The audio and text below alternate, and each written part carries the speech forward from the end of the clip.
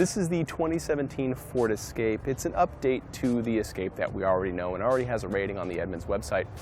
This has a new engine, a 1.5 liter, which replaces the 1.6 liter turbo 4-cylinder from the previous model. The other options are a 2 liter turbo 4 and a naturally aspirated 2.5. Now, a lot of nice features on this compact SUV, stuff that you don't normally see in this type of the segment, like a power liftgate. It does take a little bit to open, but it is a nice feature. And when you get inside, you see a lot of cargo space, and also that second row folds flat. Now we shut this.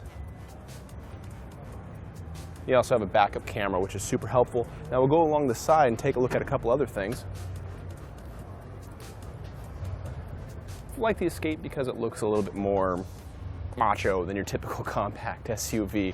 And it has a fuel economy and stuff to match the sort of frugalness that you'd get when you spend this kind of money. Up at the front, you also see it has adaptive cruise control, which is another nice feature, and a couple other changes to the front end. But we'll take a look inside to see what else we can find.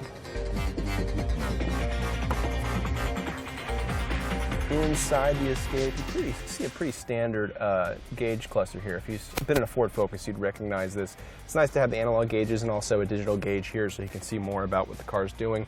Now, the big addition to this interior is Sync 3. This is Ford's new infotainment system. It replaces My Ford Touch, a system that's received quite a bit of criticism over the years, although it has improved.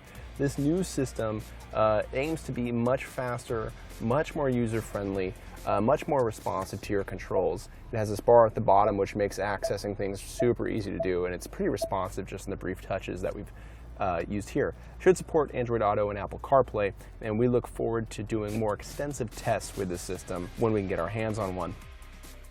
Now, the power outputs here, you have one USB port here, which is nice. It has a little light around to show you where it's at. 12-volt power plug here. Your storage space is, small but you're also in a small cabin. You have an additional USB port in the center console here and another 12-volt power plug. So there's a good amount of power and storage options, and that's something we previously criticized the Ford Escape for not having. On the back, you see, or the roof, you see you have a panoramic sunroof, and that's really nice for a compact SUV like this one. And we'll go check out the back seat.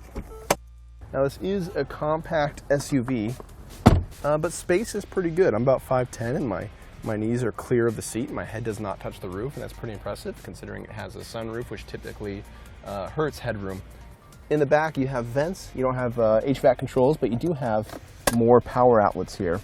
You have a 3-prong plug, which is very nice. This has a lot of plugs, which is really helpful for everybody who has smartphones and so on. And center armrest. To find out more about the 2017 Ford Escape, be sure to visit Edmunds.com.